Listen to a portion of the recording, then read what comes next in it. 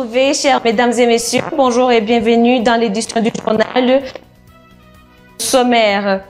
Les travaux de protection en page sont en cours et il est aussi prévu de mettre les pompes capables de résister aux inondations.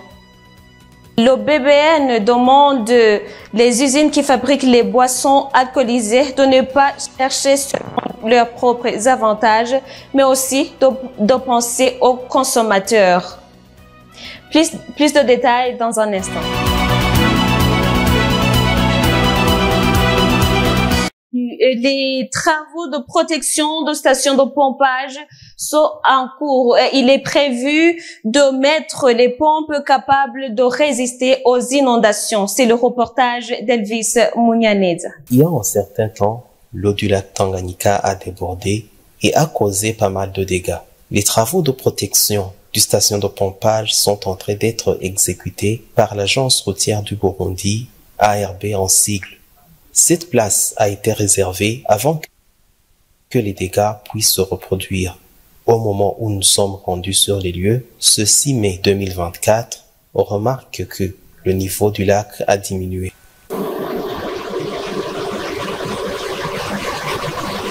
Comme le signale le responsable de l'eau à la régie des eaux, les inondations peuvent endommager ces pompes et causer la rupture de distribution de l'eau dans différents quartiers.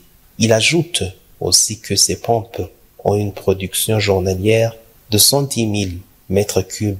La Banque mondiale a consenti un financement de pompes qui résistent aux inondations. Comme le signale le responsable de l'eau à la régie des eaux, ces travaux ne vont pas perturber la distribution de l'eau. Rappelons que les travaux de protection du station de pompage ont débuté le 25 mars de cette année. Et comme je l'ai dit dans le sommaire, le BBN demande aux usines qui fabriquent les boissons alcoolisées de ne pas penser à leurs propres avantages, mais aussi de songer à la santé des consommateurs de leurs boissons. Suivons Yandri Raphaël. La boisson communément appelée Sapor continue de nuire à la santé de nombreuses personnes dans les diverses régions du pays, surtout de nos jours où les boissons Blaroudi ne sont pas disponibles en grande quantité. C'est pourquoi de nombreuses personnes utilisent cette boisson parce qu'elle est plus visible et moins chère. Au BBN, Biron Burundais de la normalisation et du contrôle de la qualité, de quoi parle-t-on à ce sujet? Séverin Sindaïkengera est le directeur général de cette organisation. Et quand ils viennent chercher des certificats, et que ce soit ces gens avec des boissons alcoolisées ou surtout des boissons à base de banane ou à base de gingembre, quand nous sommes en train de suivre le processus de leur certification, on trouve que vraiment les paramètres analysés, surtout le taux d'alcool, est conforme. Ça se trouve dans les normes. Mais après, il change et peut-être la manière de changer, c'est connu et ce n'est pas très difficile puisque le procédé technologique de la transformation de ces boissons alcoolisées ou de ces vins à base de banane ou de gingembre, c'est connu, ce sont des produits qui sont fortifiés. Ils mettent là-dedans des spirits, c'est-à-dire de l'alcool éthylique à plus de 96%. Ce qu'on nous dit ici au pays, les consommateurs de ces boissons aiment des boissons qui ont un taux d'alcool plus élevé. C'est pourquoi ces gens qui n'ont pas la culture et qualité là, ils vont à côté du produit qui est homologué par le BBN, ils vont mettre d'autres produits plus alcoolisés au marché que nous ne connaissons même pas, puisque quand on fait l'analyse de ces produits, on trouve que vraiment le taux d'alcool pour ces vins n'est plus 16%, mais ça peut atteindre 25% ou 35%. La boisson Sapor est devenue populaire, mais elle continue de causer des dégâts à de nombreuses familles. Certaines d'entre elles disent que c'est parce qu'elle est achetée à bas prix, alors que beaucoup utilisent la boisson sans toutefois consommer de la nourriture, qui est la principale cause de l'affaiblissement de leur santé. Certains boivent une quantité très élevée de cet alcool, pensant que c'est du jus sucrées. Cela est dû au fait qu'il est devenu clair ces derniers jours que plusieurs personnes souffrent de cette boisson et que d'autres demandent que la boisson soit modifiée pour réduire la sévérité de l'alcool afin de faciliter ses utilisateurs. Dans le domaine des infrastructures, la digitalisation, c'est le moyen qui va être mis en œuvre pour que l'octroi des permis de construction se fasse d'une manière plus facile et plus rapide, comme l'indique docteur ingénieur lieutenant-colonel Léonidas Nibigira, commissaire général de l'Obuha, suivant Annie-Laurine Kakunze. La digitalisation de certains services de l'État traités manuellement est l'une des facteurs favorisant l'atteinte de la vision phare de l'État, Burundi, pays émergent en 2040, pays développé en 2060, comme l'indique docteur ingénieur lieutenant-colonel Léonidas Nibigira, commissaire général de l'Office burundais de l'urbanisme, de l'habitat et de la construction au Burundi en sigle. Ce nouveau système vient pour résoudre pas mal de problèmes que nous rencontrions au quotidien, et sans oublier que ça rentre directement en ligne avec la nouvelle vision du Burundi comme pays émergent en 2040 et pays développé en 2060, où nous voyons que la place de la digitalisation est très importante. Léonidas Nibigira explique l'objectif majeur de cette innovation et la grande importance à la part des requérants à ce domaine. Cela découle d'abord des plaintes que nous enregistrions au quotidien de la part des demandeurs de ces documents-là, mais également de la part des utilisateurs, comment dirais-je, des techniciens des services de l'Obuha. Parce que la gestion manuelle des dossiers, d'abord, c'était un travail pénible, donc pour dire un travail très fatigant. De deux, il y a des cas qui rendaient mal à l'aise les requérants de ces documents-là, parce que quand ils demandaient des informations quant à l'évolution, quant à l'état d'avancement de les dossiers, c'était très difficile. Il fallait parcourir les différents bureaux, les différents dossiers pour toucher avec sa main chaque dossier. Mais maintenant, ça devient très automatique et très rapide. Accéder à ce nouveau processus de la digitalisation est bien perçu par différents secteurs de domaine du pays, comme à titre d'exemple, Office burundais des recettes, les banques et le Commissariat général des migrations. Il est interdit que le contrat entre l'employé et l'employeur soit résilié sans avoir des raisons évidentes qui poussent à la résiliation. Ce sont les propos du maître Habonimana Arcade, suivant les détails. Dans tous les domaines du travail, que ce soit dans le secteur privé ou public, il doit y avoir un contrat qui lie l'employé et l'employeur, déterminant les clauses du travail. Maître Habonimana Arcade nous explique les sortes du contrat qui existent.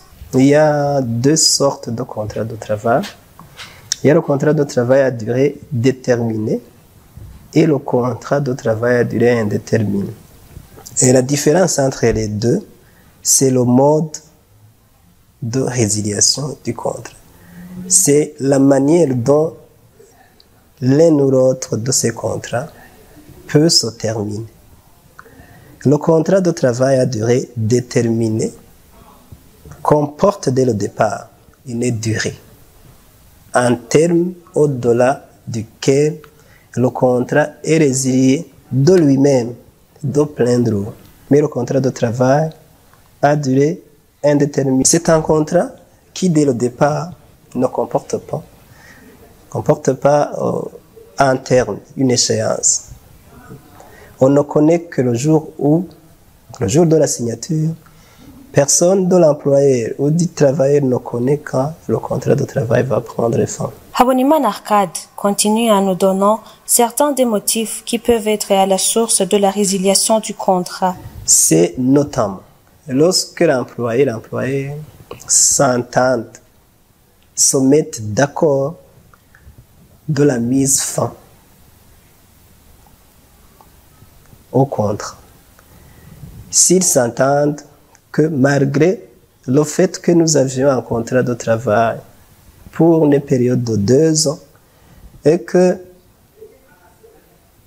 les deux s'accordent à mettre fin au contrat au bout d'une année, le contrat de travail à durée déterminée peut prendre fin. Le contrat de travail à durée déterminée peut également prendre fin lorsque l'employé commet une faute lourde. S'il commet une faute lourde, le contrat peut être résilié. Le contrat de travail à durée déterminée peut également être résilié par la force majeure. La force majeure se définit généralement comme un événement imprévisible, insurmontable, mais qui ne dépend ni de la volonté du travailleur, ni de la volonté de l'employeur. Au Burundi, plus de 27% sont des chômeurs dans les zones urbaines, selon l'agence burundaise de presse, et parmi eux, y figurent ceux qui ont devenu chômeurs par rupture de contrat. Chacun peut être expert dans son domaine. Tu peux être expert en toute analytique. Tu sais qui sera la prochaine star de la saison. Tu peux être expert de tous les matchs. Tu es un expert en statistiques ou en opinion des autres.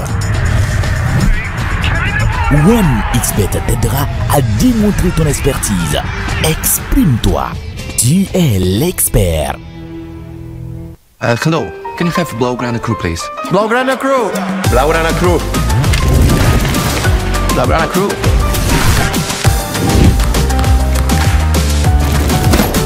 Here is the Blaugrana crew. Rejoignez le Blaugrana crew, participez à la promotion et gagnez des prix offerts par OneXBet et le FC Barcelone.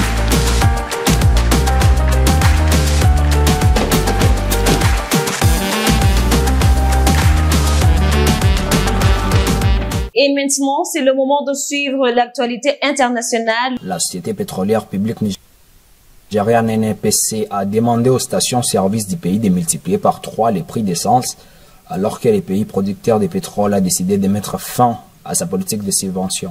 Le président nigérien récemment élu Bola Tinubu a annoncé ce lundi que les programmes de subvention qui coûtent à l'État 867 millions de dollars par mois, soit 813 millions d'euros, n'étaient plus soutenables. La dernière tentative des autorités visant à mettre fin aux subventions en 2012 avait provoqué de graves émeutes. Bola Tinubu, à l'époque, dans l'opposition, s'était aussi dit opposé à cette mesure. Le prix du litre d'essence devrait atteindre 557 naira, soit 1,13 € selon la circulaire.